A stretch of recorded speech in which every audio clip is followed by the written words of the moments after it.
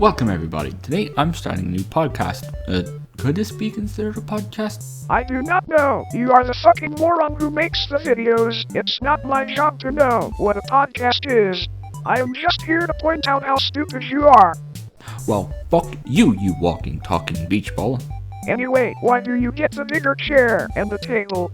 Well, it's because I'm more important than you. Like you said, I'm the one who makes the videos, so I get the bigger fucking table. Anyway, this, whatever it is simply a way for me to talk about small little subjects that can't be stretched out into its own video. This being said, I can then talk about one thing or multiple things in one video. But today I'm going to be talking about just one, since it's kind of just like a pilot episode. That being this recent trend I've been seeing with the Fazbear Fright books, so this will contain spoilers, especially for the last 4 or 5. Why? What's wrong with them? Well, the past 4 books seem to be stuck in this trend where at least 2 characters die and 1 lives. But I thought all 3 characters died in the puppet carver. Well, that's kind of subjective since he was replaced by Fazgoo, so the whole side of the book could have simply just been the Fazgoo reliving his memories up until that point, which is why he doesn't remember dying. So it's kind of up in the air as to who counts as the main character, so it's also up in the air as whether or not the main character survived.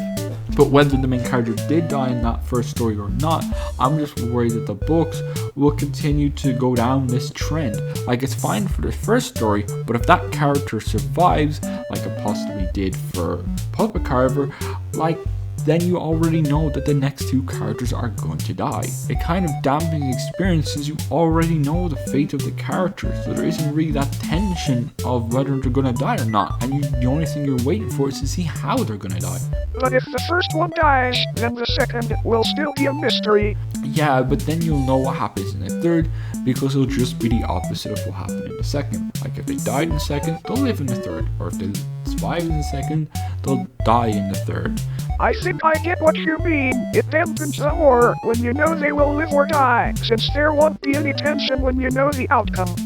Exactly, the early books really were a mystery as to what will happen, as in the second book, all 3 technically lived, with one fate being worse than death. So I hope future Fazbear Fright books won't continue to carry on this trend of 2 dying and 1 living.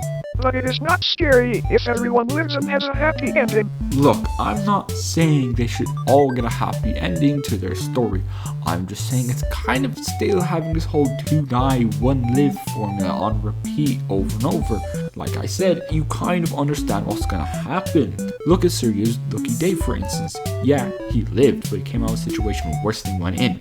Mutilated and now a slave to Lucky Boy. What if the 2 characters in the next story live?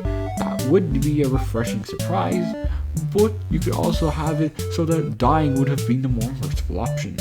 Like, just look at Lonely Fred, Step Closer, or like I said, Sergio's Lucky Day. So I'm going to end this here. This is kind of just a pilot episode.